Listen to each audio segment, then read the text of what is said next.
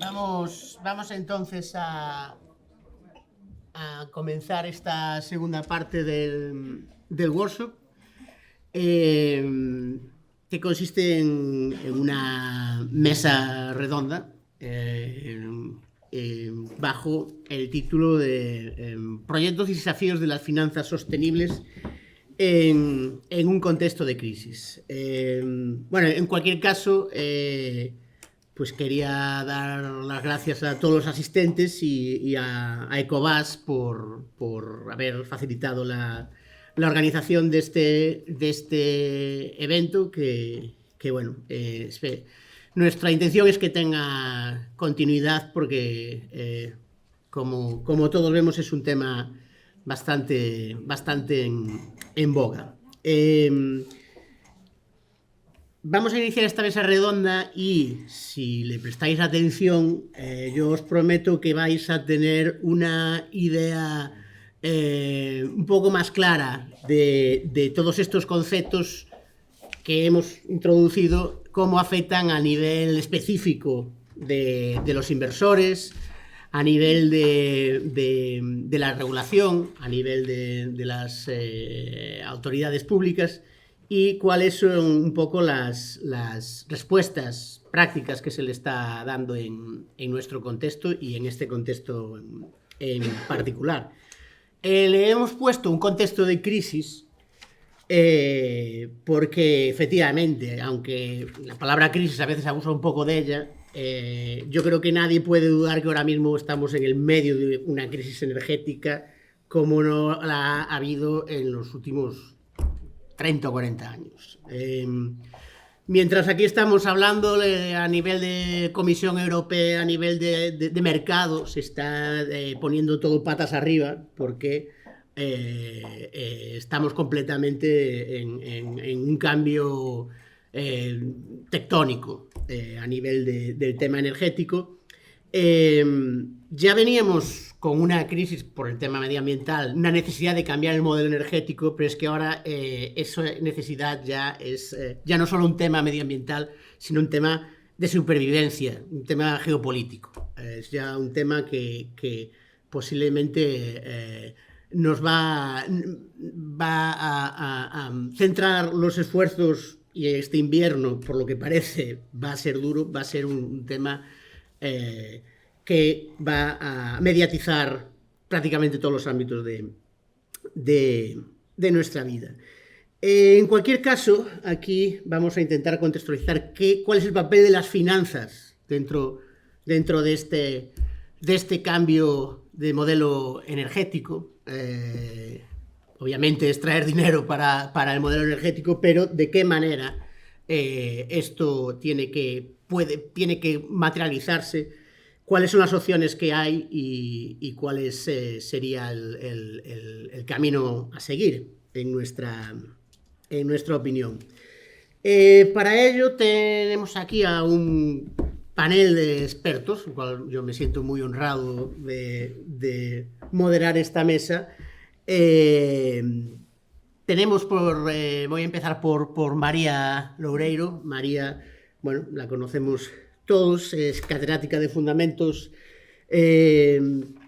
y ante todo es una economista medioambiental, posiblemente pues en España y también internacionalmente, pero es una de las profesionales más respetadas en este ámbito y desde luego pues ha analizado muy a fondo temas relacionados con la sostenibilidad a todos a nivel a nivel académico. Tengo a mi izquierda a Antonio Cordonier, que también no es economista, es el único que no es economista, el pobre es de administración de empresas, pero bueno, nadie es perfecto. Y tiene una experiencia muy interesante porque estuvo en la administración y en algún momento pues pasó al sector privado como inversor y como consultor de proyectos de energía renovable, como estuvo realmente en la trinchera de lo que es buscar financiación para ese tipo de proyectos, y lo está. Y es además el representante en Galicia de la Asociación Nacional de Productores de Energía Fotovoltaica, que es digamos que conoce perfectamente cuáles son los desafíos que los inversores tienen a la hora de poner a funcionar los proyectos. Y al final, pero last but not least, como dicen, tenemos aquí a Anxo Calvo, que es profesor de Economía Financiera en la Universidad de La Coruña. Anxo, además de su especialización en el ámbito energético como académico, también fue alto cargo, director general de Industria en la Administración gallega, con lo cual conoce de primera mano cuáles son las perspectivas desde el punto de vista de la administración de lo que se puede hacer en torno a la cuestión energética. Y bueno, y yo mismo, que soy docente de Economía Financiera en la Universidad de Vigo e investigador en el Instituto de Energía Solar de la Universidad Politécnica de Madrid. Antes de que cada uno de los ponentes nos dé su impresión sobre este tema, quería hacer una breve presentación para proponeros un marco común de lo que es el objeto de esta mesa redonda. He preparado una pequeña presentación. A ver, no sé si me...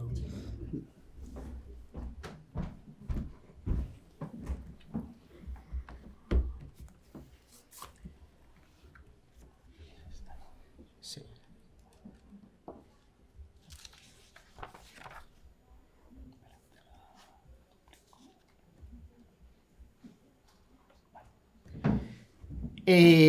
Que simplemente es a modo de incidir en los ejes principales de la temática de la mesa redonda y en la importancia de que estos temas se lleven adelante tanto a nivel de mercado, de agentes de mercado, de reguladores, como también a nivel de la propia academia y a nivel de los esfuerzos que podemos hacer desde la universidad para ayudar en este sentido.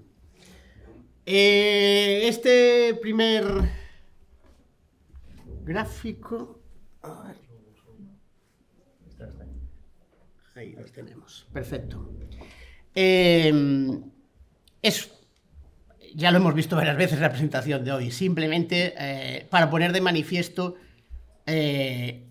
cuál es el origen del problema y qué pintan las finanzas en todo esto. Y es esencialmente que hace falta muchísimo dinero para hacer el cambio del modelo energético a la velocidad que es necesaria.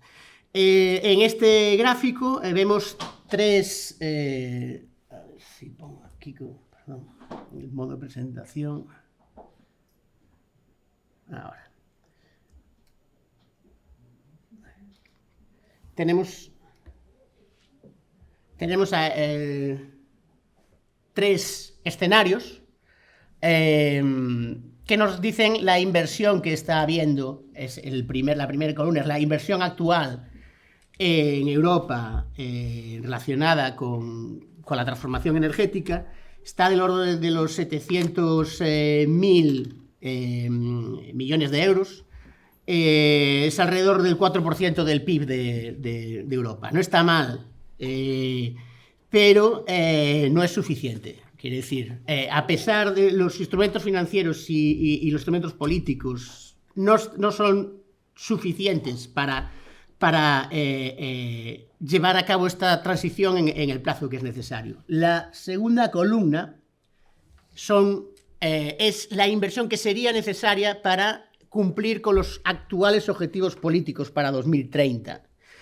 Obviamente hay un incremento muy sustancial del orden de al menos 2 puntos de PIB europeos. Eso es en 10 12 años estamos hablando del equivalente a un 40-45% del PIB de Europa que tendría que estar siendo canalizado a la transformación energética. Es mucho dinero, desde luego. Si nos vamos al 55%, que es lo que ahora todo el mundo se quiere poner de objetivo, pues damos otro salto más, que es esta última columna. Con lo cual ya estaríamos en torno al 8% de inversión de PIB. Eso es una brutalidad. Pasar de un 4 a un 8% de inversión de PIB tensiona absolutamente todos los mecanismos financieros que existen en Europa. Pero eso es lo que hay que hacer. O eso, bueno, pues las alternativas no son buenas. La buena noticia nos la da este otro gráfico. Estos son la evolución de los activos que existen en Europa, o bueno, que están denominados en euros. El euro se está volviendo una moneda atractiva, los activos en euros se están volviendo una moneda atractiva, con lo cual la disponibilidad de recursos financieros en los mercados de capital para proyectos en euros, esencialmente en Europa, está subiendo pues, todavía más rápido que las necesidades que tenemos de financiación. Eso es una noticia muy buena. De hecho, bueno, la columna de arriba, bueno, esto, la columna de abajo son los activos denominados en euros en billones de euros o trillions americanos, pues ahora mismo son 31.3. Eso en porcentaje sobre el PIB de Europa, que es lo que está arriba, es el 182% del porcentaje del PIB de Europa. Y ha crecido en los últimos 10 años casi un 80%. De hecho, si lo vemos desde esta perspectiva, no sé si ves esa rayita roja que ha salido, esa rayita roja es lo que necesitamos sacar de la tarta para hacer la transición energética con el objetivo del 55%, con el más ambicioso. Con lo cual, el dinero está ahí y las finanzas tienen que mover ese dinero.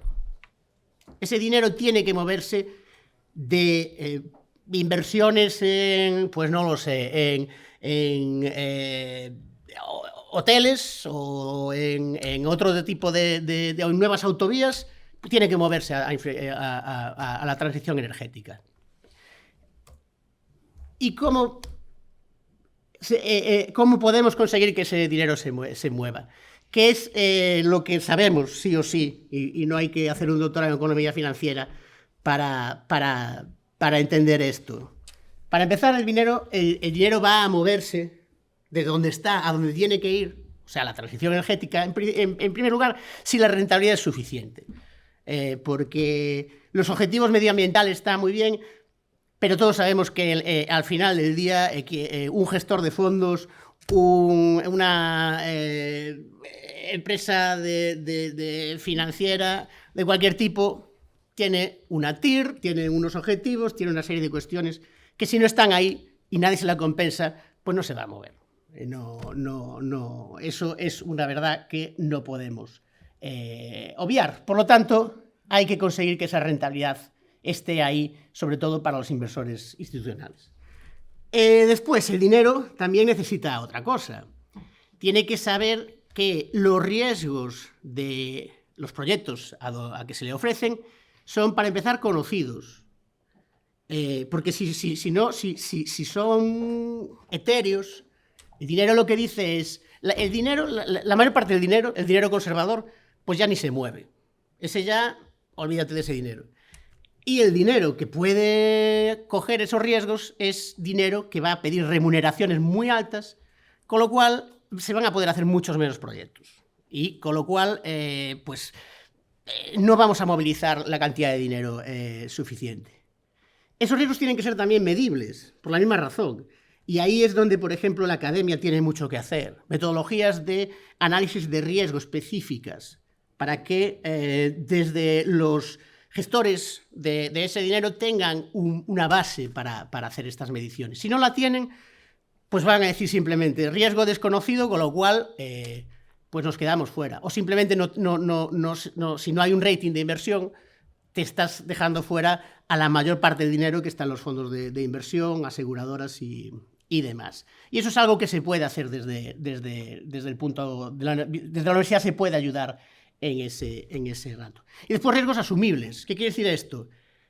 Que los riesgos tienen que ser ubicados en aquel agente que mejor está dotado para gestionarlos. Por ejemplo, si nosotros sabemos que hay un riesgo en cierto tipo de instalaciones relacionado pues, con la calidad técnica de esa instalación, es muy interesante que cuando se haga un producto financiero haya lugar para alguien que cualifique técnicamente esos riesgos, que asuma esos riesgos y que se le remunere por esos riesgos, por cuantificar y por asumir esos riesgos, porque está especializado en el riesgo.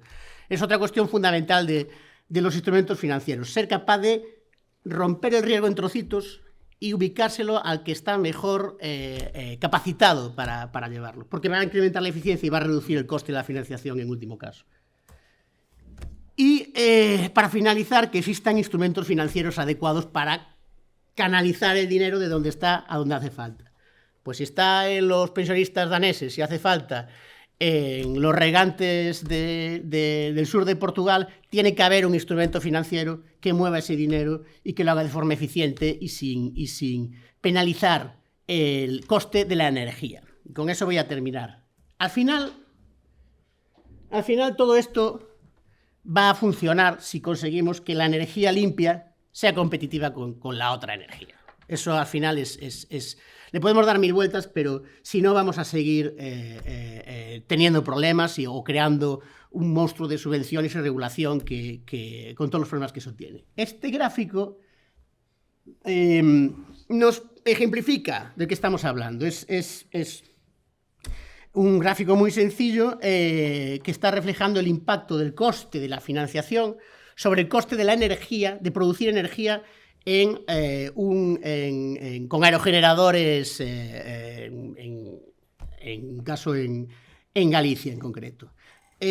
Lo que vemos en este eje es cuál es el coste de la energía, de producir esa energía en euros megavatio hora. Obviamente, si el coste de la energía de su producción es superior a lo que se está pagando en el mercado o al coste de hacer energía pues con fuentes fósiles, vamos a tener un problema para que esa energía funcione, la vamos a tener que subvencionar, no va a entrar al ritmo adecuado. Y en este otro eje tenemos cuál es el porcentaje del coste de la financiación de hacer ese parque eólico sobre el coste de la energía, que aquí vemos, obviamente no va a ser nunca más de un 100%, pero puede llegar a ser muy alto, quiere decir, de todos los costes de producir esa energía, comprar los aerogeneradores, mantenerlos, todos los costes, hay una parte que son los costes financieros. ¿Qué pasa? Si el coste de la financiación sube, esos costes suben muy rápido, pero muy rápido. Por ejemplo, si tenemos una financiación con un coste del 2% anual, ese parque puede estar produciendo a 30 euros el megavatio hora. Es un precio muy competitivo. Es un precio que nos asegura que vamos a tener muchos aerogeneradores y una inversión muy alta ahí. ¿Qué pasa si el coste de la financiación pasa del 2 al 4%? Suben los tipos de interés, los instrumentos financieros no son adecuados, los inversores no se fían mucho de la inversión y por lo tanto piden una rentabilidad más alta. Pues si pasamos del 2 al 4%, que eso puede suceder, que mañana Christine Lagarde dice ahí va un 1% los tipos de interés para arriba y ya estamos ahí prácticamente, pues se nos dobla el coste de producción de la energía eólica, así, inmediatamente. Y obviamente, consecuentemente, también el porcentaje del coste de la financiación. Si llegamos a coste de financiación del 8%, que un equity los puede pedir perfectamente, ya nos estamos poniendo en un coste de la energía de en torno a 120 euros el megavatio hora. Estamos ya totalmente fuera de mercado. ¿Qué quiere decir? Que este elemento del coste de la financiación es esencial. O sea, los ingenieros ya hicieron un gran trabajo reduciendo el coste de los sistemas, de los paneles fotovoltaicos, de los aerogeneradores. pero los financieros no hicieron un trabajo tan bueno reduciendo el coste de la financiación, que es posiblemente la pata que es necesaria ahora mismo, con más urgencia. Bueno, puesto con esta introducción, yo creo que ya es el momento de que demos paso a las intervenciones de la mesa redonda y eventualmente pues iniciar un diálogo con toda la audiencia. María, si quieres iniciar un poco el... Bueno, pues buenos días a todos y a todas. Gracias por la invitación y gracias de parte de Cobas también por haber presentado la solicitud para la ayuda y demás. Somos conscientes de que la primera vez, bueno, pues hay algunas dificultades de tramitación de gastos y demás, pero que confío que en el futuro todo sea mucho mejor. Con respecto a algunos de los temas que podíamos tratar hoy, podíamos tratar muchísimos, me gustaría centrarme en lo que Julia acaba de mencionar, ¿no? La grandísima necesidad que tenemos de generar todos los recursos económicos necesarios para hacer una transición rápida y justa. Entonces, a este respecto, parece que tanto el papel de los ciudadanos, del que ya se ha hablado, tenemos que cambiar nuestros hábitos, tenemos que cambiar nuestro chip, tenemos que cambiar muchísimas cosas. También parece esencial el sector empresarial. El sector empresarial y el sector financiero tienen que caminar mano a mano para, bueno, pues producir y generar pues un nuevo tipo de economía, llamémosle, ¿no? Y en este sentido, lo que se está observando es que no es fácil cambiar de cultura empresarial, punto uno, en general.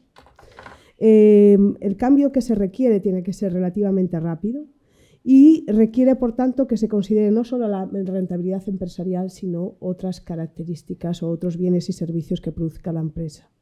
Es decir, si fuéramos a medir la performance de una empresa, medirlo única y exclusivamente en términos de beneficios y rentabilidad económica no sería óptimo de acuerdo a los nuevos requerimientos sociales, ambientales y ecológicos. Entonces, eso es la primera cosa que tenemos que tener claro. ¿Qué van a ser buenas empresas en el futuro o cómo medir buenas empresas o buen rendimiento empresarial, dado que efectivamente produces bienes y servicios de necesidad, eso también es importante, de necesidad, y por otra parte, además de producir bienes y servicios y hacerlo a un buen precio competitivo, también tratas de cuidar del medio ambiente, la biodiversidad, las emisiones, etcétera, etcétera, y a su vez das posibilidades a tus empleados de trabajar en buenas condiciones laborales. Bueno, eso es complicado. Julio ha aludido a algunas de las dificultades por las que estamos pasando en esta transición energética, que no es a veces ni rápida ni justa, o no tan rápida o justa como debería ser. Hay cuestiones de precios temporales, lo estamos viendo ahora, kilovatio hora disparado, cuestiones tecnológicas que cada vez, bueno, pues están mejorando mucho las tecnologías y haciéndolas disponibles, pero aún así existen muchas dificultades en esta transición. Por mencionar unas pocas, y en algunas en las que he trabajado, que parecerán ridículas, pero la cultura empresarial y el lenguaje tienen que cambiar.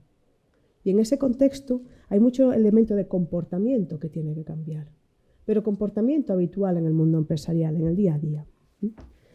Entonces, lo que pasa es que a veces, cuando aplicamos una determinada tecnología, sí que hay reducciones, y os voy a comentar en un momento en algunos casos de estudio. Hay reducciones de emisiones, hay reducciones de consumo energético, pero sin embargo, desde que se alcancen esas reducciones, se observa que en el medio y largo plazo dichas reducciones no perpetúan, de forma que hay un efecto rebote. Entonces, imaginemos que yo ahora cambio todo el sistema de luces de este edificio, pongo unas LED súper novedosas, último modelo, consumo muy poco, ahí efectivamente el aspecto ingenieril está chupado, pero resulta que el aspecto de comportamiento humano no lo está y sigo dejando la luz sin apagar o sigue encendida 24 horas. Algo que parece muy básico, pues resulta bastante difícil de cambiar. Y de hecho, cuando miramos en términos de eficiencia energética determinados vehículos que el sector empresarial compró, y en algunos aspectos no me atrevo a mencionar la empresa, pero hay una empresa en España que se dedica única y exclusivamente al transporte, y que cambió todos sus modelos a automóviles, a vehículos híbridos, incluso eléctricos pequeños, para cambiar, ¿no? para reducir emisiones. ¿Y cuál fue su sorpresa? Que bueno, redujo emisiones un poquito, pero el consumo de gasolina aumentó. ¿Por qué? Pues porque hay que entrenar a los conductores para que aprendan perfectamente cómo conducir de forma sostenible. Porque el acelerón, el frenazo, el esto y lo otro no es la forma tan óptima de utilizar la tecnología más sofisticada en este momento. Entonces, existen todas estas dificultades que no son menores, aunque parezcan menores, pero también es complejo comunicarle a los inversores que, bueno, que vas a dedicar parte de tus ahorros o parte de los resultados financieros alcanzados a tecnologías verdes, ¿no? Tienen que entender lo que nos comentaron en la mañana, que la exposición al riesgo se va a reducir. La exposición al riesgo se va a reducir si busco otro tipo de proveedores, la exposición al riesgo se va a reducir si considero que mis edificios están mejor aislados, etcétera, etcétera. Y el mundo empresarial es fascinante en sí mismo, podemos hablar de múltiples casos de estudio. Hemos ya mencionado un problema grave, el greenwashing, pero hay otro que a mí también me parece interesante, que no es un problema en sí mismo, pero es el no-washing. Es decir, hay las empresas más competitivas, ambientalmente hablando hoy en día, no hablan de lo que están haciendo. Y no hablan quizás para no ser penalizadas, porque implica que antes no lo hicieron. Y ahí podríamos mencionar gigantes locales que están haciendo cosas maravillosas, pero que sería cuestionable de por qué no se le han hecho antes entonces. Entonces el no washing, como yo le llamo, es decir, no existe identificación alguna con ningún criterio de calidad ambiental, pues es algo que a lo mejor no sé si es óptimo o no, pero también se está dando en el sector productivo aquí. Y lo que es interesante es que efectivamente la empresa se va a ver obligada a internalizar más y más los precios o esas externalidades que veíamos, vía emisiones, porque cada vez hay más sectores regulados, ¿no? Aquí estamos viendo que el kilovatio hora nos está afectando de forma muy significativa, pero por ejemplo el sector de la aviación también es otro sector en el cual habrá que hacer cambios radicales y muy rápidos para minimizar las emisiones. Y a este respecto, a la hora de internalizar esas emisiones, internalizar esos costes externos, estamos viendo pues, ejemplos muy interesantes. Estamos viendo que también lo que es la economía general y el papel incluso del sector primario gallego. Y a este respecto, creo que es muy interesante mencionar algunos de los ejemplos de los múltiples que hay de captación de carbono en los bosques gallegos, donde, por ejemplo, empresas tanto nacionales como internacionales acuden a lo que es el mercado de CO2 local, donde compran certificados, ¿vale? Y con dichos certificados tienen la capacidad de compensar emisiones a medio o largo plazo como se estime pertinente. Entonces, efectivamente, existe... ¿Con qué quiero concluir? Quiero concluir que el cambio es complejo, requiere tecnología, requiere buen funcionamiento del mercado, y a eso me voy a referir ahora. Requiere también cambios culturales y también, por supuesto, un diseño de mecanismos coherente con los objetivos. Y en este sentido ya hemos visto el papel de la banca, lo que pueden hacer como facilitador de crédito, y también no solamente como facilitador de crédito, pero también como impulsor o detractor de determinadas prácticas. En el momento en que la banca se haga muy selectiva a la hora de seleccionar qué proyectos escoge y cuáles no, quizás tengamos también una composición más verde de nuestra economía en general y faciliten la transición, ¿no? Entonces, ahí también se están viendo que no es tan fácil despegar. Y hay primeras entidades a nivel internacional en España que están tratando de impulsar pues créditos verdes en distintas materias. Hablábamos de automóviles, efectivamente un error seguir empujando automóviles a nivel individual, es decir, pero sin embargo España es una potencia productora de automóviles y hay que empujar automóviles, vale, muy bien. Y estamos viendo lo difícil que es colocar automóviles si no hay unas subvenciones adecuadas. Y lo preocupante es cómo institucionalmente, cómo se generan esos mecanismos de transición, ese diseño, ¿no? Cómo se diseñan esas subvenciones, cómo se diseña y quién las obtiene al final. Ya no es solo preocupante de que a veces no vemos la transición como algo que tenemos que pensar en el periodo T+2, T+3 y centrarnos en industrias del futuro y no a lo mejor y la transición de industrias del presente al futuro, lo cual ya es complicado en sí mismo, sino que a veces también tenemos dificultades a la hora de generar los incentivos para cambiar.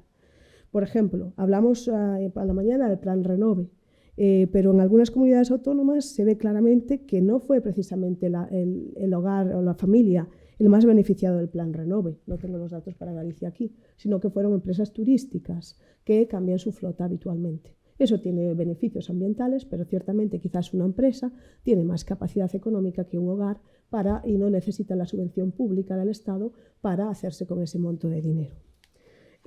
A ese respecto, yo creo que tenemos que pensar en lo que son soluciones más personalizadas. Siempre se habla de la medicina personalizada. Y yo que miro a veces y hago análisis coste-beneficio, me pregunto, ¿y por cuándo vamos a tener una estructura de mecanismos económicos más personalizada? Por ejemplo, hemos visto ahora las subvenciones de 20 céntimos por litro a la gasolina. Ahí se financiaba igual el que llegaba con un Porsche que el que llegaba con un coche familiar, etcétera, etcétera. ¿Cómo es eso posible, ¿no? Esa pérdida de eficiencia. Me parece que es importante también reconsiderar estos elementos y entender que no es solamente papel de la administración, sino que también es papel de la banca, papel del sector privado y papel de los ciudadanos, de las personas, porque realmente da la sensación, Julio, de que de acuerdo a lo que has mostrado, nos espera un camino difícil y bastante exigente. Entonces me parece importante pensar en soluciones coherentes. No sé si he abierto muchos melones, no sé si vale la pena, pero gracias. Creo que estamos empezando a identificar a muchos sospechosos. Bueno, Anxo, quizás quieres continuar introduciendo un pouco tu perspectiva. Bueno, pois moitas grazas pola invitación a participar nesta mesa redonda para un pouco entrar en diálogo sobre un tema tan relevante como das finanzas sustentables. O meu enfoque vai ser, ao mellor, un pouco diferente, pero coincidente co tema de fondo, non? Un pouco a partir da realidade persoal que teño neste momento de fiscalización de programas públicos. Entón, cando me propuxeron formar parte desta mesa redonda, dixen, bueno, tal vez poida traer poñer en común o que se está facendo en Europa, na Unión Europea, sobre a promoción das finanzas sustentables. E desde un punto de vista de Tribunal de Contas Europeo, para saber se esas políticas, eses programas de gasto, que son xigantescos, pois están realmente acadando os seus obxectivos ou non están acadando os seus obxectivos. Entón, para iso, eu vou comentar así a grandes rasgos as conclusións dun informe de fiscalización, que o informe de fiscalización 22/2021, por tanto relativamente recente, sobre as políticas de apoio ás finanzas sustentables desenvolvidas pola Comisión Europea. Así, básicamente, como punto de partida, lóxicamente, por non remontarnos moi atrás, temos o Acordo de París de 2015. Coñecemos todos as implicacións en canto aos obxectivos en materia de clima, pero tamén aí implícitamente, ou non implícitamente, explícitamente aparece a idea bastante compartida por todos os que elaboraron este acordo de que a transición a unha economía climáticamente neutra vai supoñer a movilización de grandes recursos tanto en investimentos públicos como en investimentos privados. Ese punto primeiro, Acordo de París. No ano 2016, un ano despois, a Comisión Europea constitúe o grupo de expertos de alto nivel sobre finanzas sustentables para ver como se pode orientar, materializar en clave de políticas públicas pois os compromisos derivados do Acordo de París. Entón, este grupo de expertos de alto nivel sobre finanzas sustentables basicamente chega a dúas conclusións. A primeira conclusión é que a intervención pública vai ser necesaria para acadar un volume sustentable suficiente ou necesario para poder acadar eses obxectivos derivados de París. E unha segunda conclusión, basicamente, que creo que é moi relevante e con moita implicación académica. Ademais, di que a intervención pública debería abordar, polo menos, as seguintes 4 cuestións esenciais. A primeira cuestión esencial é que o mercado non reflicte os custos ambientais e sociais das actividades que non son sustentables. Punto primeiro. E isto ten uns efectos moi claros porque hai escasos incentivos para incorporar os componentes ambientais, sociais e de bo goberno pois nas políticas de investimento público-privada. Segunda idea importante, hai falta de transparencia e comunicación sobre as actividades sustentables. E isto crea claramente asimetrías de información, con repercusións negativas sobre o cumprimento dos acordos de París. Terceiro, tamén vinculado coa exposición inicial de Julio, hai maiores riscos e custos financeiros derivados de investimentos sustentables, porque moitos deles están en contornos tecnolóxicos aínda non maduros ou rodeados por un conxunto de incertezas ou cando menos de riscos elevados que incrementan o custo do financiamento. E logo, finalmente, a cuarta conclusión destes aspectos sobre que temas deben ser abordados pola iniciativa pública é que existe, parece mentira, unha falta de claridade respecto das necesidades de investimento de carácter sustentable e tamén falta de información sobre que proxectos son disponibles. O que está a facer é reflectir, en certo modo, pois unha falta de capacidades e coñecementos tanto das administracións públicas como dos investidores privados do que se pode facer, do que se debe facer e de cando se pode facer todo isto, non? Entón, a partir das conclusións, insisto, estou tratando moito, das conclusións deste grupo de expertos, a Comisión Europea establece no ano 18 o Plan de Acción sobre Finanzas Sustentables. É un macroplan da Comisión Europea que se está estruturado en 3 obxectivos básicos, 10 accións e 27 medidas, de acordo? Simplemente vou ler os 3 obxectivos básicos que é anunciado ben simple: reorientar o fluxo de capital cara a investimentos sustentables, ese sería o primeiro obxectivo. O segundo sería integrar a sustentabilidade na xestión dos riscos no ámbito financeiro. E o terceiro, fomentar a transparencia e a orientación a longo prazo nas actividades financeiras e económicas.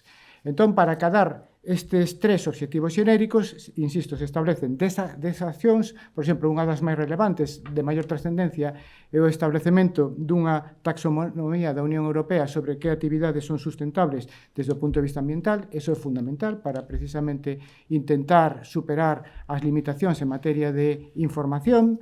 Por exemplo, outra, estou tratando, non? Integrar mellor a sustentabilidade nas cualificacións crediticias e estudos de mercado. Sería outra das cuestións que resultan inaprazables, non? E se establece como unha acción. Ou, por exemplo, dentro do obxectivo terceiro, fomentar un goberno corporativo sustentable e reducir o curtopracismo nos mercados de capitais. Ben, logo, estas 10 accións, eu simplemente mencionei 3, dentro de cada un dos obxectivos, se articulan, se poñen en práctica, se estruturan a través de 27 medidas. Entón, claro, o informe de fiscalización do Tribunal Europeo de Cuentas o que vai facer é, basicamente, saber, constatar, fiscalizar, comprobar se os primeiros pasos que foi dando a Comisión Europea están ben orientados cara á consecución deses obxectivos, se as medidas se están implantando, se se están acumulando demoras na implantación das medidas, etc. Importante, porque tamén saiu o tema aquí, que volume de fondos públicos están comprometendo? Pois xa se pode imaginar que unha cantidade xigantesca de fondos públicos. Simplemente vou dar os seguintes datos. O compromiso da Unión Europea no período 21-27 é ben claro. Hai que destinar a acción polo clima un mínimo do 30% do orzamento da Unión Europea. O 30% do orzamento da Unión Europea ten que ir destinado a acción polo clima. Con cargo ao orzamento, por poñerlle números en termos absolutos, ese período 21-27. Con cargo ao orzamento da Unión Europea estamos a falar de 358.000 millóns de euros. Vale, 358.000 millóns de euros que van directamente contra o orzamento europeo. Pero os Estados membros teñen que tamén completar este compromiso destinando o 37% do mecanismo de recuperación e resiliencia, o cal supón unha estimación de 268.000 millóns de euros adicionais. E os Estados, con cargo aos seus propios orzamentos xa fora do MRR, teñen que destinar 68.000 millóns. Isto simplemente o que sería a Unión Europea contra o seu orzamento, máis os orzamentos dos estados pola vía do MRR e pola vía, digamos, dos seus recursos propios. Adicionalmente, o BEI, o Banco Europeo de Investimento, vai dedicar 192.000 millóns de euros. 192.000 millóns de euros. E todo isto pretende mobilizar un investimento público-privado adicional de 522.000 millóns de euros. É dicir, eu non sei se somos conscientes xa dos miles de millóns de euros que estou dicindo, pero estamos falando de que é a gran aposta da Unión Europea e un pouco a idea de se existen fondos ou non existen fondos, eu creo que polo menos hai unha gran movilización de recursos. Hai que ter en conta, por exemplo, que o mecanismo MRR, o mecanismo de recuperación e resiliencia, e os fondos InvestEU se están financiando con fondos Next Generation en gran medida. Entón, é a gran aposta. De aí que fiscalizar e comprobar a través das auditorías operativas oportunas que estamos cumprindo os obxectivos se están acadando, me parece que é absolutamente relevante, porque agora todo é estratégico, pero un pouco poñendo por riba as cantidades que acabo de mencionar, queda claro que isto é así, non? Que se hai algo estratégico é a aposta pola acción polo clima. Bueno, vou saltar as conclusións do informe de fiscalización do Tribunal Europeo de Contas, e basicamente así, de forma telegráfica, o Tribunal, despois de facer as comprobacións oportunas de acordo cos mecanismos de auditoría oportunos e vixentes e estándares, chega ás seguintes conclusións. E vou extractar tamén, non vou relacionar todas. Primeiro, é necesaria unha actuación máis coherente da Unión Europea para reorientar as finanzas públicas e privadas cara a investimentos sustentables. É dicir, aquí hai un tirón de orellas á Unión Europea dicindo que sí, estamos movendo moitos fondos, moito diñeiro, pero é necesario unha actuación máis coherente, máis integrada, mellor estruturada. O Tribunal Europeo de Contas recoñece que hai un esforzo grande e a Unión Europea centrou as actuacións en reforzar a transparencia do mercado, o cal está moi ben, precisamente para superar esas asimetrías de información ás que facía referencia anteriormente, pero non as completou ou non as cumplimentou debidamente con medidas para facer fronte ao custo das actividades económicas non sustentables. É dicir, que aquí seguimos tendo un problema, non? É dicir, seguimos, aí te dicíamos que os expertos, o grupo de expertos dicía, cuidadiño porque o mercado non recolle o custo das actividades económicas moi sustentables. E tampouco a intervención pública, únicamente o apoio financeiro público é suficiente. Tamén hai que reforzar isto con mecanismos de prezos do carbono, a través dos mercados de carbono. A Unión Europea aí tamén ten dado pasos importantes, pero é necesario intensificar. Máis tiróns de orellas a Comisión Europea, perdón. Hai moitas accións, dicíamos que hai 27 accións previstas dentro do plan, pero hai moitos atrasos na posta en práctica desas actuacións. E se está implantando dunha maneira excesivamente lenta. E entón isto supón un problema, porque ao final os problemas de fondo, as que facía referencia anteriormente, pois non se acaban de encauzar. Entón, preocupación polo atraso da maquinaria europea. E entón, tamén o Tribunal Europeo considera que estas medidas, as 27 medidas, non van ser plenamente eficaces se non se acompañan doutras que sexan suficientes para reflectir os custos ambientais e sociais das actividades non sustentables. E aí volvemos de novo aos mercados de emisións, por exemplo, que é un mecanismo polo que Europa optou no seu momento e que, en certo modo, está dando o seu froito no ámbito da reducción das emisións.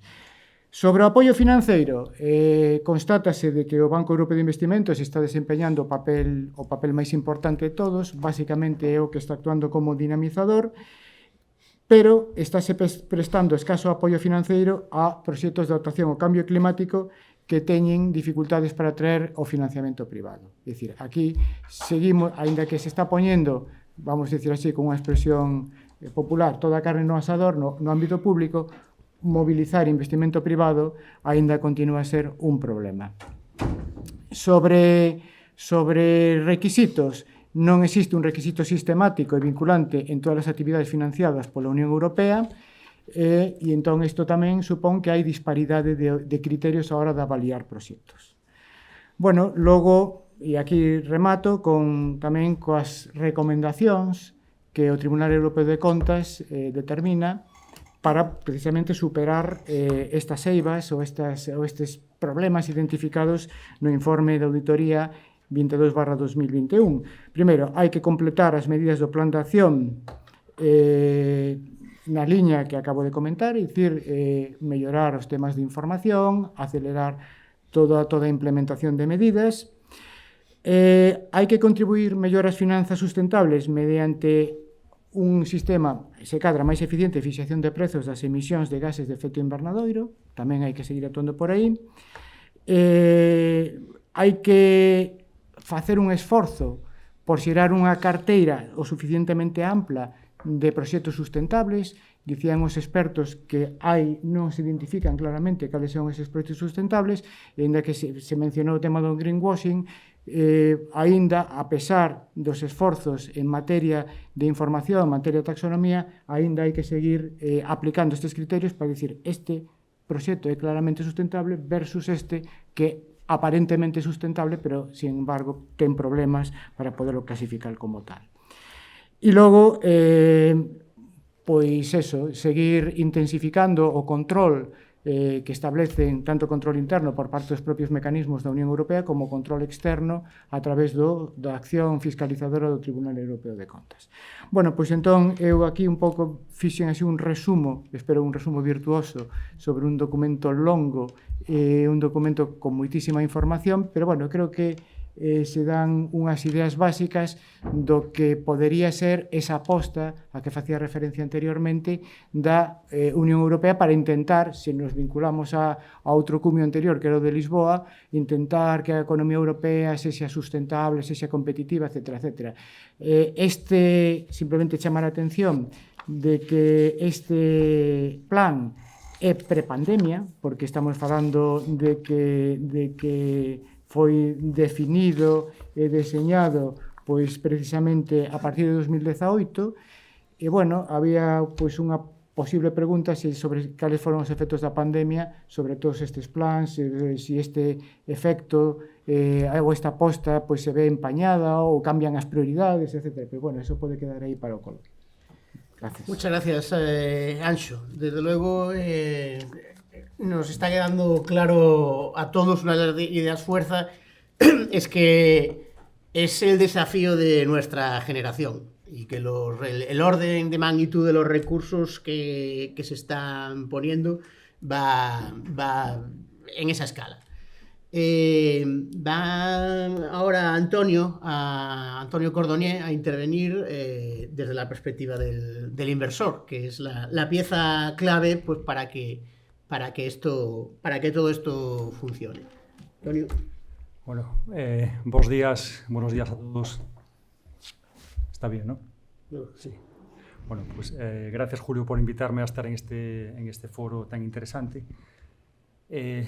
Quédate tranquilo, estoy acostumbrado a ser una oveja negra, soy un Hades infiltrado entre economistas, fui durante mucho tiempo un hombre yo siempre me definí como economista, ¿no? Un economista trabajando muchos años entre ingenieros, y yo creo que soy un representante del sector privado, no un emprendedor entre académicos, ¿no? O sea que, bueno, me siento ese garbanzo negro y voy a tratar de aportar mi granito de arena en estas charlas. Cuando Julio me invitó a estar aquí, pensé en qué perfil de público íbamos a tener, entendiendo que era en Facultad de Económicas, pues entendí que iba a haber muchos alumnos de economía, algunos profesores, y pensé que podía contaros yo que os pudiera ser interesante. Como yo también fui estudiante de economía desde Hades, ¿no? Siempre me pareció algo bastante parecido, pienso que parte de vosotros algún día vais a estar como economistas cerca de los grupos de poder. Algunos quizás seáis políticos, algunos quizás seáis asesores de políticos o estéis en consejos de administración de grandes empresas. Y bueno, y a lo mejor una minoría de vosotros penséis como yo cuando yo era alumno, que lo que quería era hacer algo yo. Quería ser emprendedor, ¿no? Lo tenía claro desde entonces y tuve que recorrer un camino para poder llegar a serlo. tanto en un perfil como en otro, quizá tenga algo que contaros, quizá no demasiado, pero sí quizá algo que contaros. El cartel que Julio me pone debajo de mi nombre es que soy el delegado de la Asociación de Pequeños Promotores Fotovoltaicos, Ampere.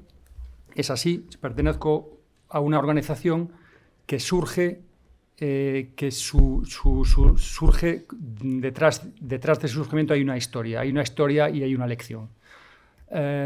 Cuando allá por el año 2004 se regula con un Real Decreto, el 436, si no me falla la memoria, se regula el establecimiento de plantas fotovoltaicas, cuando hacer plantas fotovoltaicas era algo muy raro, muy novedoso y muy caro.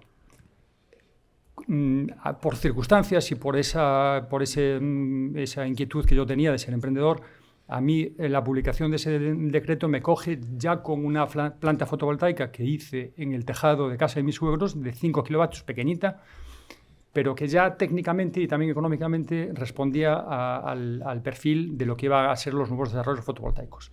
Generaba electricidad, había un contador de salida, el contador contaba y había una compañía eléctrica que se llamaba Unión Fenosa que me pagaba todos los meses 150 euros, 200 euros, lo que fuera, ¿no? Tuve la suerte de ya tener la maqueta y de conocer el sistema y el negocio. Cuando sale el 436 que amplía esta normativa, esta regulación, este sistema a plantas más grandes, tuve la oportunidad de dar salida a esa inquietud que yo tenía y buscar y promover un huerto solar más grande. Pude hacerlo, lo pude hacer en Sevilla, en un pueblecito que se llama Almadén de la Plata, y promoví un huerto solar de 1 megavatio que en su momento costó 6 millones de euros hacerlo.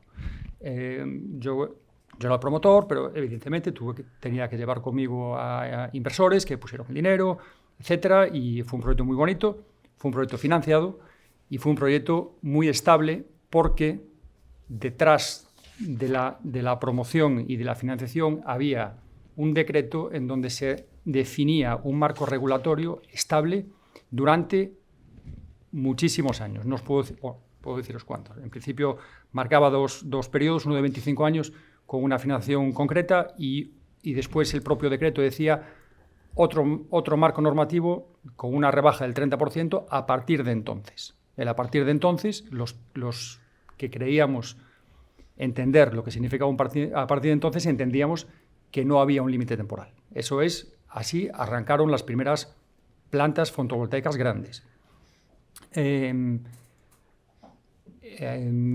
La primera promoción de la que yo os hablo, en el año se empezó a gestar en el año 2004, la pusimos en marcha en el año 2006, 2007, 2007 y cuando llevábamos 3 años funcionando, pues un político o un secretario de Estado o un ministro dijo que él era capaz de reescribir la letra y que los compromisos a largo plazo se podían incumplir. No sé si esta historia os suena, a muchos os suena, a otros no, pero nosotros teníamos nuestra promoción, nuestra financiación y nuestras cuentas cuadradas con un marco retributivo estable, marcado en un Real Decreto y firmado por el rey, por el emérito, claro, nadie sabía en aquella época que se le iba a discutir tanto en el futuro, pero bueno, en cualquier caso se entendía que era un marco serio y eso alguien lo sobreescribió. Nosotros decimos que se rompieron las normas del juego con el partido empezado. Esta ruptura de las normas del juego nos cogió a probablemente más de 60.000 familias con inversiones en plantas fotovoltaicas en mayor o menor medida. Y primero se generó una gran desazón, un gran nerviosismo, nos llamábamos unos a otros, a los que creíamos que estábamos en el sector, pero esto es imposible, no puede pasar, pero ha pasado, y de ahí se crea la Asociación Nacional de Productores Fotovoltaicos, Ampere. Se crea de la necesidad. Llevamos desde el año 2010-2011 peleando. Primero hubo una batalla judicial que perdimos y entendemos que la perdimos porque los jueces a nivel nacional interpretaron que esto no lo podíamos ganar, que si lo perdía el Estado había demasiado dinero en juego y se convertiría en un problema nacional, más entendiendo que esta batalla judicial se libró en una época en la que se discutía la solvencia económica de España, que estábamos a punto de ser rescatados y tal y cual. Sin embargo, los laudos internacionales, los jueces internacionales que están dictando lo mismo, le están dando la razón a las empresas y no al Estado español, fuera de España. Vale. Llegado a este punto, llevamos más de 10 años peleando, primero por esto y segundo porque no se olvide lo que ha pasado. Esta es la lección que yo os puedo mandar a los estudiantes de economía, que algún día seréis políticos o asesores de políticos, estaréis en puestos importantes. Esto no puede volver a pasar. Esto no pasa, primero, porque no ha sido justo a quien se le ha hecho el daño, y segundo, por una tremenda desconfianza que se genera en el sector. Ha pasado tiempo, el sector ha ido cambiando poco a poco y la confianza se ha ido recobrando. Pero como anécdota final relacionada con esta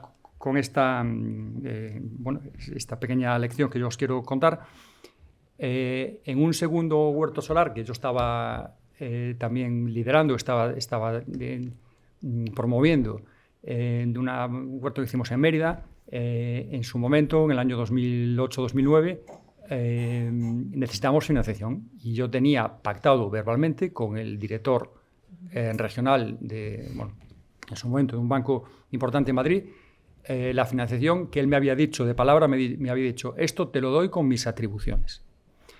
El primer cambio normativo que sufrimos fue cuando el Estado en su momento, el gobierno en su momento se dio cuenta que no se podía mantener el régimen retributivo, y yo le doy la razón, no se podía mantener, pero se interrumpe de repente, se dice que a partir de determinado mes no se va a mantener el régimen retributivo, pero no se da una solución, se deja eso como lo peor que puede haber en un estudio de financiación, con incertidumbre. No se decía ni 3, ni 2, ni 1, no se decía nada, se decía a partir de este momento se cancela el régimen retributivo y después ya veremos.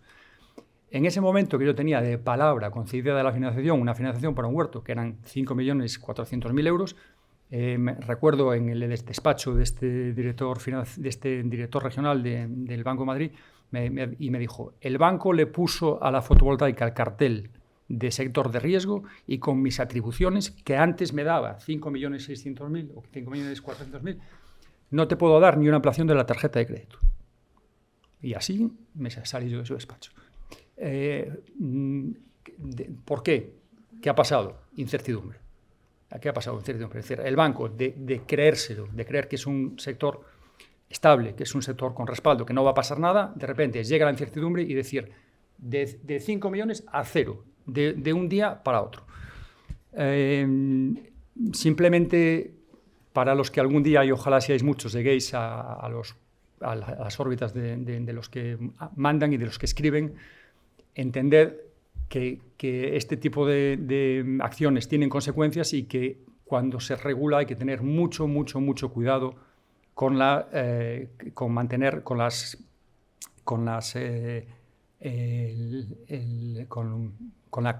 confianza, es la palabra que estaba buscando, con la confianza al sector. Y eso el sector financiero lo necesita siempre confianza.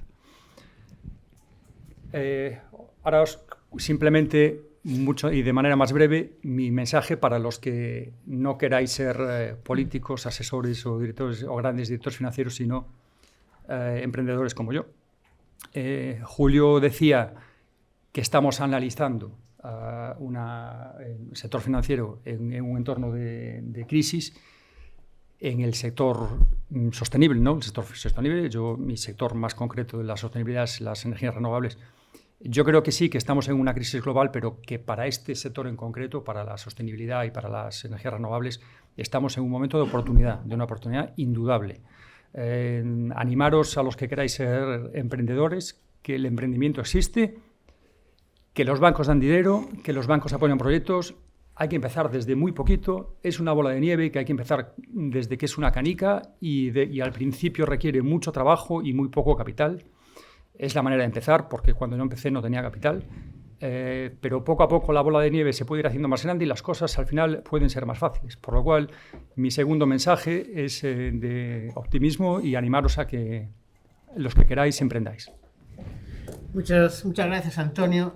Siempre es importante que te cuenten la faena desde el que estáis toreando y la verdad es que sí que es muy necesario que podemos aquí hablar de muchas cuestiones, pero si el marco regulatorio es de país bananero, pues tendrás la financiación de país bananero. Y Ancho, y no conté lo del concurso eólico, ¿eh? Pero que esa es otra, ¿eh? que también lo sufrí. Sí, también. Eso también. Vale, bueno, vamos a hacer una breve sesión de mesa redonda porque ya tenemos muy poquito tiempo. Tenía varias preguntas sobre la mesa, algunas ya fueron saliendo a lo largo de la jornada, incluyendo el tema del greenwashing, que obviamente es algo que nos preocupa a todos, porque bueno, no es una especie de falsificación de todo lo que hay que hacer. Entonces voy a resumir la pregunta, digamos, de la mesa redonda simplemente en una cuestión que me gustaría que cada uno de vosotros diera una breve aportación, y es, en este momento, desde la perspectiva de cada uno de vosotros, entendiendo, María, desde el punto de vista de análisis del comportamiento del consumidor, Anxo, desde el punto de vista de intervención de la administración, y Antonio, desde el punto de vista del inversor, ¿cuál creéis que es la medida más importante para que las inversiones sostenibles y las finanzas sostenibles sean realmente atractivas y estén donde entendemos que tienen que estar? Bueno, pues es una pregunta muy interesante. A ver, desde la perspectiva de consumo, consumidores, yo creo que ahora mismo estamos en este bypass, ¿no? Donde tampoco lo tenemos especialmente claro por el tema este que hemos mencionado de información asimétrica. No sabemos exactamente lo que nos están dando, lo que estamos llamando verde, y de ahí, de hecho, pues hay unos paquetes legislativos que van a aparecer en breve otra vez, que redefinen muchas de las etiquetas incluso que tenemos cuando vamos al supermercado. Por poneros un ejemplo, producto ecológico a partir del año que viene pues será otra cosa, y así sucesivamente, ¿no? Entonces, bien es cierto que ahí desde la Unión Europea sí que se están empujando diferentes paquetes informativos para que sepamos más desde nuestra perspectiva individual qué estamos comprando, qué es, y poder empoderarnos un poco, ¿no? Siempre va a haber, lógicamente, mucho ruido de fondo, pero esperemos que se reduzca, esperemos también que se aclaren todos, esperemos que la tipología verde que se ha aprobado sea útil, que incluso las propias, ¿cómo se dice?, los propios gestores económicos o los gestores de nuestros bancos, cuando no sean capaces de darnos sugerencias, ¿no?, sobre qué es más ambientalmente sostenible o menos. Pero lo que es preocupante es que, claro, mientras que seamos consumidores y productores, siempre vamos a tener esa necesidad del win-win, ¿no? Es decir, vale, yo hago algo o me restrinjo de hacer algo, pero necesito un beneficio a cambio. Sea desde la perspectiva del pequeño ahorrador, sea la perspectiva de consumo, sea la perspectiva incluso desde la perspectiva de deciros de incluso normas sociales, o creer creer determinados mensajes, ¿no?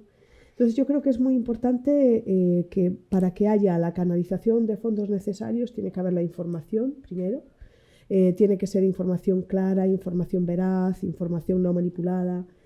Y las personas que nos den la información también tienen que estar formadas a su vez. Es sorprendente, pero por ejemplo ahora mismo el sector bancario tiene muchas dificultades para colocar productos verdes. Por poneros un ejemplo, muchas de las personas que nos atienden en la oficina se vuelven locos para explicar, bueno, mira, esta línea de crédito aquí para calefacción y tal, o para líneas de eso, pues es que implica el ahorro de tanto megavatio, kilovatio, ¿qué era esto? Es difícil, es un lenguaje muy distinto, ¿no? Entonces, claro, eso también tiene que efectivamente cuajar y tener cierta continuidad en el tiempo. Tenemos que cambiar el chip, tenemos que cambiar nuestros programas formativos, no hemos hablado de ello, pero para generar todo este volumen de cambio, para generar todos estos recursos necesarios, aparte de los muchos que está poniendo el sector público, los que tenemos que poner a nivel individual, a nivel privado y demás, necesitamos cambiar nuestros hábitos, necesitamos cambiar nuestros planes de estudio, necesitamos repensar el mundo, ¿no? Entonces, eso también tenemos que hacerlo. Entonces, ¿qué tenemos que hacer? ¿Cómo asegurarnos que los consumidores puedan decidir a dónde llevar estas finanzas más sostenibles o estas inversiones más sostenibles? Pues yo creo que para ello necesitar información clara, veraz y que sus acciones tengan una determinada, como se dice, rentabilidad, que no necesariamente tenga que ser económica, pero por lo menos saber que lo estás haciendo bien. Es decir, cuando te dicen que ahorres en energía y tal, pues que tu comportamiento de ahorro en energía se vea retribuido de alguna manera, sea en la factura o sea en algo, pero que las acciones individuales que también puedan contar. No sé, esto es una pequeña idea que a lo mejor no he entendido bien la pregunta, pero Sí. volveremos sobre ello. Eu súmome a un pouco a todos os comentarios que acaba de facer María. Eu subliñaría, abundaría un pouco no eixe do que acaba ela de comentar, no tema de información, non? O sea, hai que reforzar todas as canles de información precisamente para vencer precisamente esas barreiras ao investimento que se detectan. Antes, na miña intervención, comentaba que os expertos detectaban, por exemplo, como consecuencia da falta de información, pois un elevado custo no capital destes proxectos, non? Tamén comentaba que a Unión Europea pois puxo en marcha pois unha batería de medidas donde moitas delas están precisamente orientadas a determinar que é un investimento sustentable, que non é un investimento sustentable, para que, en definitiva, non os investidores e os usuarios teñan claro os conceptos, porque estamos falando de cuestións onde os conceptos moitas veces son variables, se estiran, se encollen, entón eu creo que isto é fundamental. Tamén eu diría que temos claro que a participación pública é fundamental para canalizar ese aforro, canalizar eses recursos financeiros cara a investimentos sustentables. Si temos claro que son investimentos sustentables, perfecto. Pero tamén é necesario que se movilice capital privado. Es decir, e aí é onde, de novo, volvemos a problemas vinculados á incerteza das actuacións. Por exemplo, Antonio comentaba o risco regulatorio, non? Que o sufriu en dúas ocasións. En dúas ocasións. En dúas ocasións. Eres aí o exemplo vivo do risco regulatorio. Bueno, pois, evidentemente, isto non axuda nada. Estamos nun contexto onde os investimentos, ademais, están caracterizados non só polo risco regulatorio, que é fundamental, pero que tamén están polo risco tecnolóxico. Por exemplo, hai efectos vinculados a este tipo de investimentos, por exemplo, o NIMBY, é dicir, todo o mundo entende que é necesario pois ter enerxía a partir de fontes renovables, pero ninguén quere ter unha planta pegada á súa casa, por exemplo. Entón, todos, no fondo, estamos de acordo, pero a hora de concretar proxectos non o vemos claro. Xa non digamos o que son as infraestructuras de transporte, que eso, desenvolver unha liña de transporte, pois exixe grandes recursos financeiros, pero que ademais exixe tamén vencer problemas administrativos, etc. Bueno, eu creo que aí é onde hai moito que traballar. E logo, eu tamén, un pouco recollendo a idea de María, pensaría que é necesario I+D+I, estamos na universidade, entón isto parece tamén que é obrigado a comentalo, aplicado sobre todo á produción, por tanto, actuar polo lado da oferta, pero tamén a demanda, é dicir, como estamos consumindo a enerxía, é dicir, entón, implantar plans de aforro, de eficiencia enerxética, mecanismos de alguma maneira que nos permitan facer un mellor uso deses recursos, bueno, pois eu creo que non se consiguen únicamente con voluntariedade, que tamén é necesaria, pero tamén hai que investir en conseguir pois procesos de consumo moito máis eficientes, etc. Parece que todo o mundo tamén está de acordo en que hai que ir desacoplando ao crecemento económico do carbono. É dicir, eso que pois meter diñeiro basicamente en tecnoloxía. Bueno, pois o tema é que a Unión Europea parece que todo isto ten claro. É dicir, no fondo, no retrato global, estamos todos de acordo. Agora, bueno, pois haberá que ir vencendo esas barreiras que estamos atopando na implantación dese plan. É dicir, tampouco creo eu que haxa que andar dando bandazos. Por exemplo, eu agora percibo un bandazo. É dicir, por qué? Porque a mí me parece que a guerra de Ucraína, a saída da pandemia, etcétera, etcétera, parece que mudou as prioridades. E iso me parece problemático. É dicir, se hai un ano dicíamos que o gran problema era o cambio climático, sí. Agora xa non temos problema en volver a abrir o carbón, en tal, os alemáns coa súa Energiewende, que estaban todos contentos con que pechaban as súas nucleares, xa empezan agora a Deutsche Energiewende, que dicía que, bueno, iban a pechar todas as... Agora, no, bueno, vamos a repensar todo, e parece que estamos recuando... E non sei, eso me parece problemático, e me parece que debíamos ter claro cal é o problema, non? Por suposto, a guerra de Ucraína é un problemón, por suposto, pero o cambio climático estaba antes, está e vai continuar. Sí. E os expertos e os académicos din que é máis caro non actuar, non? Entón, bueno, eu creo que hai que, evidentemente, sendo sensibles a circunstancias que temos, bueno, pois ter claras cales son as prioridades neste tema, non? Antonio, ¿por dónde lo ves tú? Bueno, yo totalmente de acuerdo con las dos intervenciones, por supuesto. Antes os decía que desde la percepción que yo tengo, creo que es un momento estupendo, un momento magnífico para plantear, hacer cosas en el sector de la sostenibilidad en general y de la energía en particular.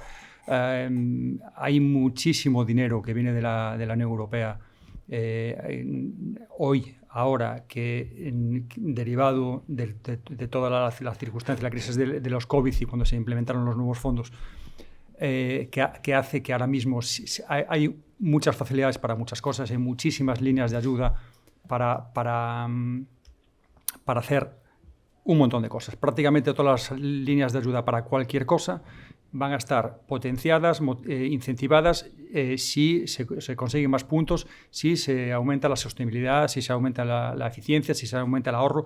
Creo que es un momento magnífico. Creo que es un momento que quizá, no lo sé, pero quizá se flexibilice un poco las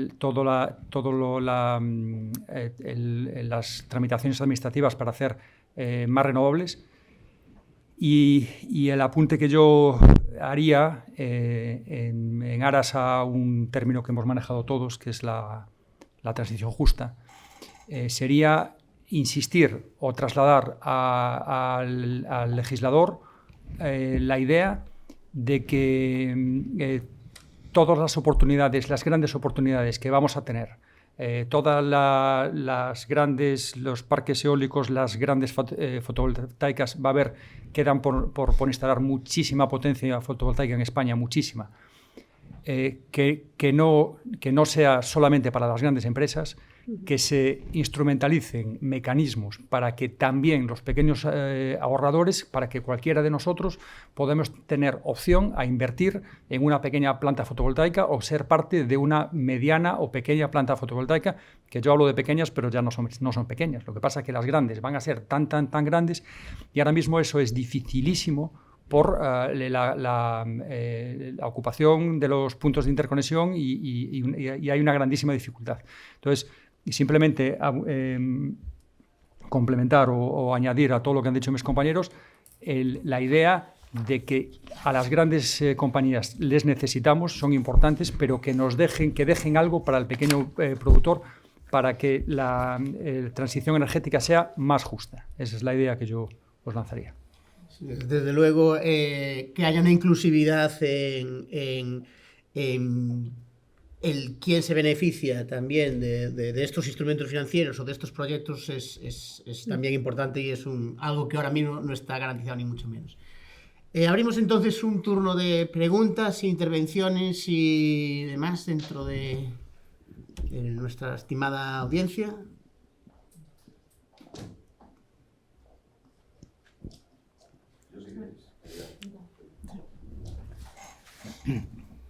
Sí, muchas gracias. Bueno, yo quiero plantear un tema respecto a, digamos, la accesibilidad de capital a todos los proyectos de sostenibilidad, ¿no?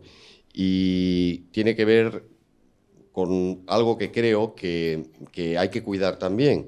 Es decir, creo que los problemas, ligado un poco a cuestiones que comentaba Anxo, el problema puede estar más en el ámbito político, administrativo, en temas de infraestructuras, en grandes temas. Yo creo que capital privado para proyectos en este sentido, en este momento hay muchísimo. Hay mucho, o sea, el private equity que se conoce, el capital, los fondos de capital riesgo, privados, pues están incorporando digamos, unas valoraciones que en algún caso ya se tildan de burbuja, ¿no? Es decir, y esto, bueno, no quiero ser tampoco muy agresivo en el planteamiento, pero sí creo que está pasando. Es decir, capital hay, no sé si lo estamos encauzando correctamente, no sé si ese capital se está yendo a determinados proyectos que están elevando las valoraciones a unos precios que pueden llegar a ser absurdos, mientras que en el ámbito más de lo que es la infraestructura, no está claro que todo el mundo esté en la misma línea, ¿no? No tiene nada que ver con esto, pero fijaros el tema del MEDCAT, que no tiene nada que ver porque además es un tema del gas, pero hay un problema político de falta de entendimiento entre España, Alemania y Francia. Entonces, si no nos aclaramos en estos temas, no estamos dejando un camino muy claro para que esto se pueda también desarrollar, haya una unificación de criterio político hacia dónde vamos. Yo creo que falta eso y lo que nos falta es capital privado. Un poco también tratando de generar un poquito de debate al respecto, no sé cómo lo veis. Sí, totalmente de acuerdo, en la línea un poquito en lo que iba yo. Es decir, yo creo que capital hay y yo creo que hay mucha gente que le gustaría poder incorporarse a algún proyecto de alguna manera o de otra y el mensaje que yo lanzaba de tratar de concienciar al legislador para que se reserve un porcentaje de las iniciativas a accesibilidad a capital más pequeño, ¿no? Pues va totalmente en esa línea. Capital, claro que hay. Yo creo que sí, y ganas de invertir hay. Lo que no hay es posibilidad. Es decir, la posibilidad que yo tuve en su momento porque se dieron las circunstancias, ahora no la tengo. A mí mucha gente me pregunta, Antonio, ¿plantas nuevas, plantas a pulta? Digo yo, es que no sé. No sé dónde hay fincas hay, pero ¿dónde hay interconexión? Entonces, claro, y ese es el problema. Yo ni me preocupo de mirarla. Y vamos, y ya ni nos planteamos la posibilidad a mi nivel y a mi escala de poder hacer un parque eólico. Lo tuvimos a mano cuando Anxo era director general, pero tuvimos la mala suerte que perdieron las elecciones. O sea que pero en aquella época a mí se me dio la oportunidad de juntarme con un grupo de empresarios y tener una iniciativa.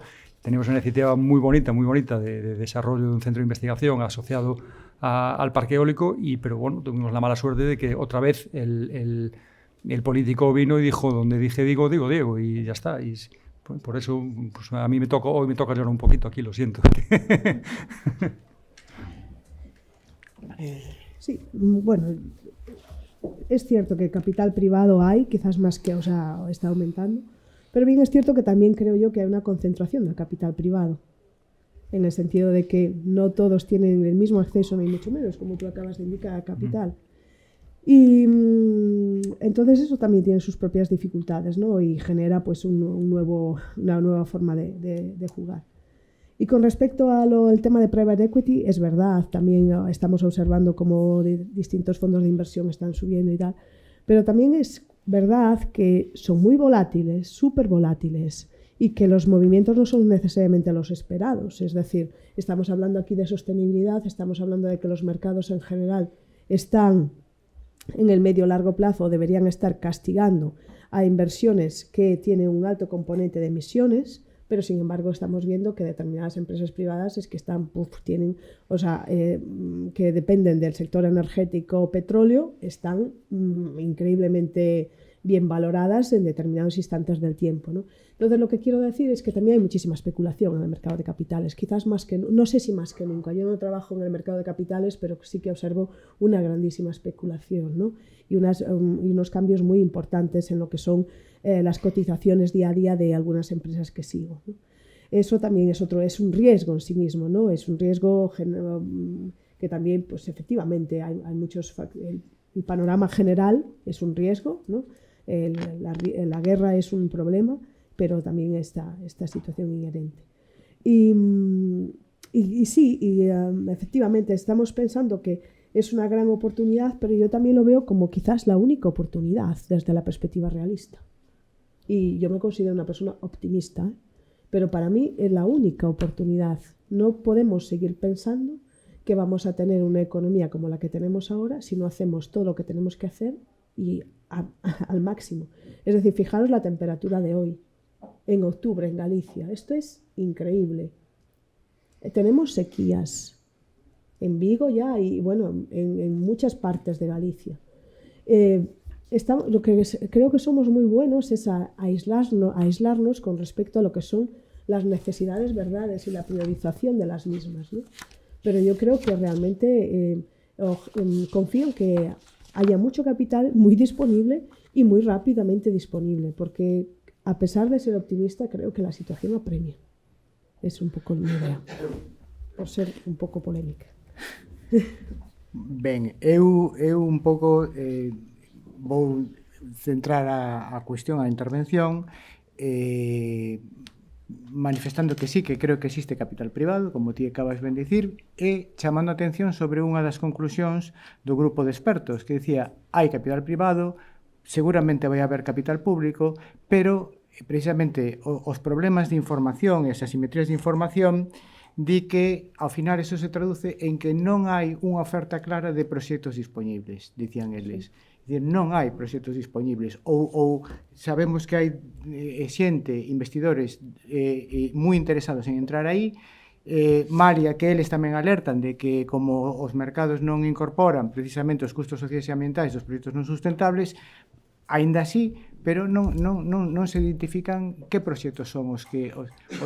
Entón, como se podería, avanzando un pouco e recollendo a idea de Antonio, dicir, o mellor sí que sería necesario que ese capital se canalizase non aos grandes proxectos, non aos superproxectos de grandes operadores, o mellor esa función un pouco máis de capilaridade, de investir en pequenos proxectos, con impacto máis local que xeral, é dicir, hai que ter en conta que hoxe por hoxe unha das tendencias dos sistemas enerxéticos é precisamente os temas de xeración distribuída, de pequenas plantas, a figura do consumidor produtor, dicir, aí hai moito que facer.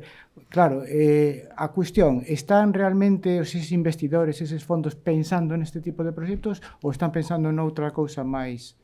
Eu creo que esa sería a cuestión, non? Ou mellor a pregunta que deriva da túa pregunta.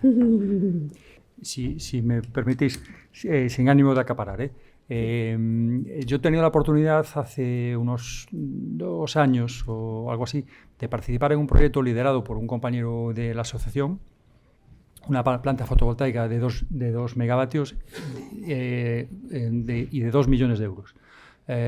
Su idea de proyecto participativo fue dividir el capital social en 100 participaciones y sacó a la venta y la colocó entre amigos una participación por amigo, ¿no? Yo compré una participación. Bueno, pues esa participación costaba 20.000 euros y había un banco que financiaba 16. Es decir, realmente esta idea, que es una idea tremendamente, o sea, es una idea replicable, probablemente si se os presenta a cualquiera de vosotros, quizá a los estudiantes no, pero quizá a los que no sois estudiantes, pues os podría parecer atractiva y os podría parecer una oportunidad para participar.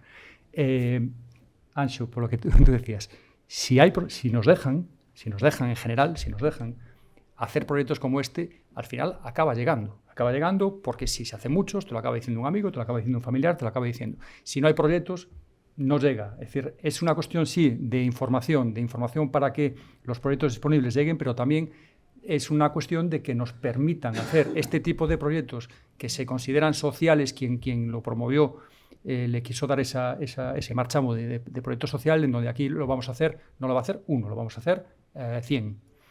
Por lo cual, pues realmente todo va de la mano, ¿no? Quizá que de lo que se esté haciendo haya mucha información, pero que también que se nos dejen hacer muchas cosas pequeñitas para complementar a las pocas cosas grandes que se van a hacer.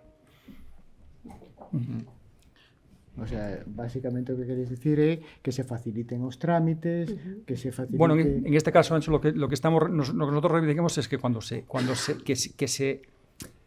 que se legisle y se reserve potencia de interconexión para pequeños proyectos. Una parte pequeña de la potencia de interconexión para pequeños proyectos. Esa es la reivindicación que nosotros tenemos. Sí. Creo que Carlos había pedido la palabra. Porque es el único problema, la interconexión. Sí, pero sí, algo... Bueno, muchas gracias a los miembros de la mesa por las intervenciones. Yo quería hacer dos preguntas breves. Una es... Anxo mencionó antes los mercados de emisiones, ¿no?, que ayudaban mucho en este tema.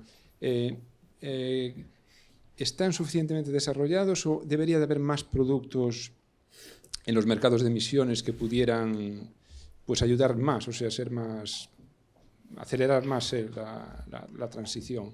Y si incluso todos los mercados se pueden tienen una componente especulativa a veces. ¿Podrían los efectos especulativos de esos mercados llegar a reducir el alcance de los objetivos para los que están diseñados inicialmente? Es para ti, ¿no? Bueno, pero te está mirando a ti.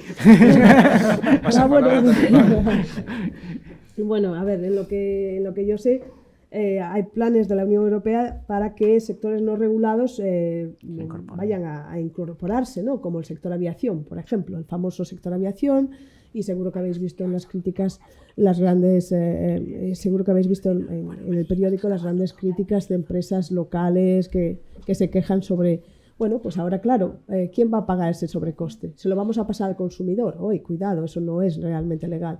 Entonces, ese es un ejemplo, ¿no? Pero bueno, se está hablando también mucho del sector transporte. El sector agrícola ya no tiene las subvenciones que tenía para el gasóleo agrícola, porque también tienen que reducir, etcétera, etcétera. Entonces, cuando más estrictos se hagan los compromisos, pues más sectores, sea bien en el mercado o sea de manera más regulada, sí que van a entrar a reducir emisiones, ¿no? Entonces, definitivamente, aún hay espacio para aumentar claramente el tema de quién va a participar en el mercado de emisiones. Inicialmente se comenzó con el sector energético porque es el más intenso en términos de emisiones y es el más fácil, entre comillas, de regular porque son grandes empresas generalmente y que era lo más sencillo para regular y también para medir el nivel histórico de emisiones y sacar, bueno, pues unos permisos coherentes con el nivel histórico de emisiones, ¿no? Como digo, pues hay planes para que el número de agentes se incluya. Eso va a tener repercusiones en los precios. Es decir, tenemos que ser claros, eso no es. Ahora mismo estamos hablando del precio de la energía, porque es un sector regulado, pero después vamos a tener que hablar del precio de la leche, del precio del no sé qué, del precio de la chaqueta, del precio del otro. Vamos a tener que cambiar hábitos, porque va a ser estratosféricamente caro, pues eso, comprar a través de cualquier plataforma y devolver y traer otra vez y para aquí y para allá. Va a tener costes económicos, sociales, etcétera, ¿no? Entonces, pero hay que hacerlo. Si queremos seguir adelante, hay que hacerlo, ¿no? Entonces, eso era un comentario. Después, la siguiente pregunta que nos hacías es el efecto burbuja de esos mercados.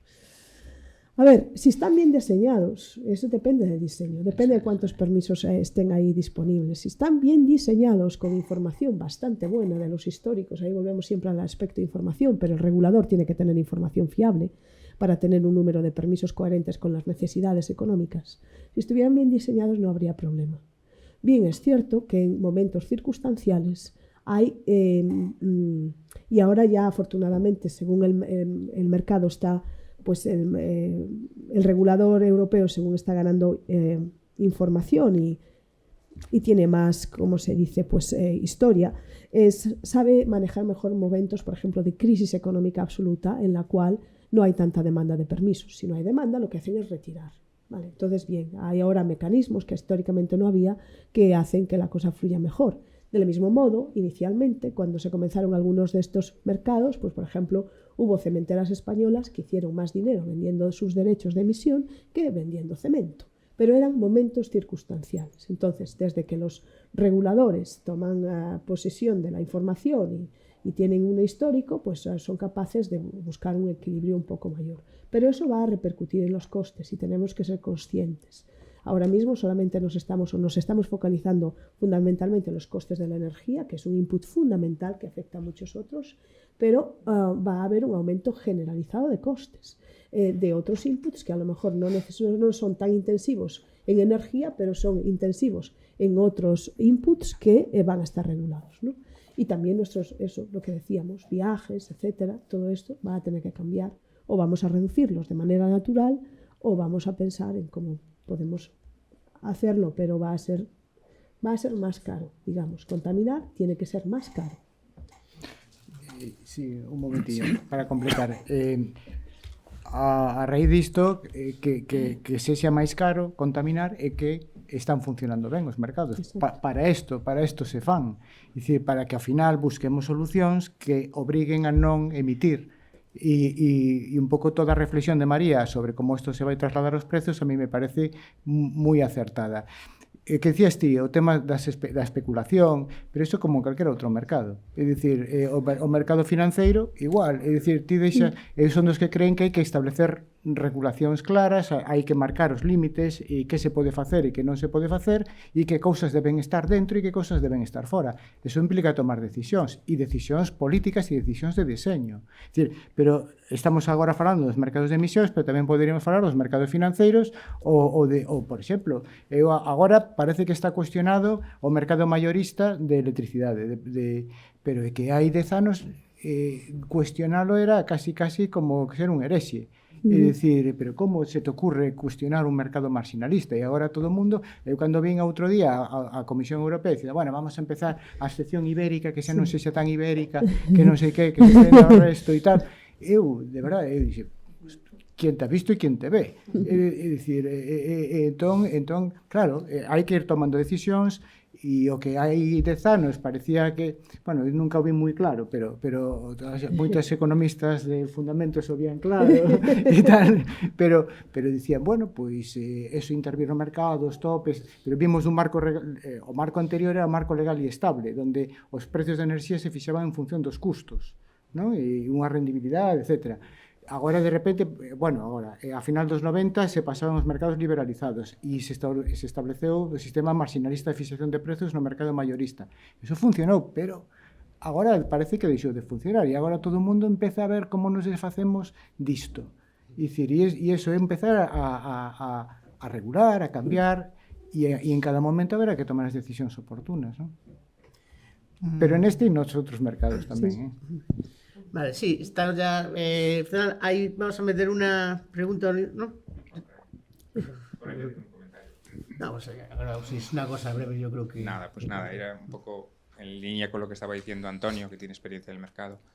Por ejemplo, yo he visto en Italia muchos campos de fotovoltaicas, laderas, incluso de valles, y el impacto medioambiental es muy fuerte. Y sin embargo, por ejemplo, una cosa que me sorprendió es que en los tejados de las casas no hubiese placas fotovoltaicas. Entonces, no sé, yo creo que tendría más sentido que se facilitase a los consumidores, a las familias, tener sus propias placas fotovoltaicas y que pudiesen revertir a la red, que tú mismo has comentado antes, que a mí me sorprendió, que pusiste en el tejado de tus padres y te daba 150, 120 euros al mes. Sí, sí. Pues eso hoy en día es que no se puede. De hecho, yo trabajo con los clientes, están poniendo fotovoltaicas en sus casas, en sus tejados, y no sé qué pasa, que las compañías no les están pagando nada. Hay un lío montado ahí y de esto no se habla. Entonces, eso era mi comentario. Y tampoco vosotros lo habéis sacado a tema. Ahora está. Sí, Perdona, también no te digo lo que costó esa planta, es una barbaridad lo que costaba en su momento. Esta planta la puse, fueron 5 kilovatios, la puse en el año 2004 en funcionamiento. Tengo que hacer memoria, pero sí, lo que pasa es que hoy genera mucho menos en pesetas, en euros, perdón, porque en aquella época eran pesetas. En el 2004 no, pero es igual, genera muchísimo menos en euros, pero también es muchísimo más barata, la misma potencia, los mismos 5 kilovatios. En su momento os puede parecer mucho ahora, pero es que esa planta costaba 10 veces más de lo que cuesta ahora. Sí. Sí, pero cuenta con que tengo que hacer cuentas, pero fueron 50.000 euros, me parece, en su momento, 40 y tantos mil, sí. O sea, ¿cuál era la TIR? Bueno, a esas ineficiencias de mercado, sí. Tenemos por ejemplo, Galicia, que está llena de casas unifamiliares y podían estar llenos de placas fotovoltaicas. Y sin embargo, de esto no se habla. Sí, pero tomando entonces tu comentario como sugerencia, efectivamente estoy totalmente de acuerdo con lo que comentas, era lo que yo me refería, que cuando haces bien que se te retribuya de alguna manera, ¿no? No solamente es muy difícil y muy laborioso para una familia con educación básica, llamémosle, hacer todo el papeleo para por fin tener la instalación para vender y después a mayores, pero es difícil, y después a mayores te encuentras con muchísimas dificultades y una lista de espera de por lo menos 6 meses para que te lleguen las placas. Porque en la actualidad, yo por lo menos estoy en una lista de espera de 6 meses. Él también. Estamos en lista de espera porque... Ahora que será un cuello de botella, pero en estos últimos... o crisis de materiales o lo que le llamemos. Yo creo que la clave está en el sector de Antonio. Es decir, el trabajo de la asociación de pequeños empresarios, que yo no la conocía, que después me gustaría hablar contigo de esto, es clave, según mi opinión. Es decir, siempre serán los profesionales la clave del éxito de los consumidores, en todos los sectores. Sí. Totalmente. Ahí, vosotros tenéis mucho que hacer. Loreto, si vamos a finalizar la mesa redonda y por lo tanto la jornada, Loreto, por favor. Concluye. Bueno, muchas gracias a los ponentes. Siento. Yo por dar las gracias a Julio, en particular a Celia y a todos los que asistís, a Ecovas, que nos apoyó en el tal. Yo creo que el tema es súper interesante. Iba a hacer una intervención, pero por recoger también algo que comentabas, María, y es que hay que empezar a trasladar todos estos mensajes a las generaciones que ahora estamos formando, y también es verdad que nuestro sistema, nuestros planes de estudio y tal son tan complejos que a veces, bueno, tenemos que ir un poco por libre, algunos profesores lo hacemos, metiendo temáticas que no están recogidas todavía en los planes de estudio, porque si no ya llegamos tarde. Bueno, esto es la autocrítica a la universidad que nos acoge, pero que ahí también es importante. Así que espero que no sea el primero y ya, sino que haya un segundo foro. Vamos a seguir contando con Ecovas, por cierto, con todos los compañeros del instituto, como Anxo. Muchísimas gracias en especial a Antonio y a Inés, que también nos acompaña. Así que gracias a todos y nada, quedamos combinados para próximos foros de finanzas sostenibles. Vale. Gracias.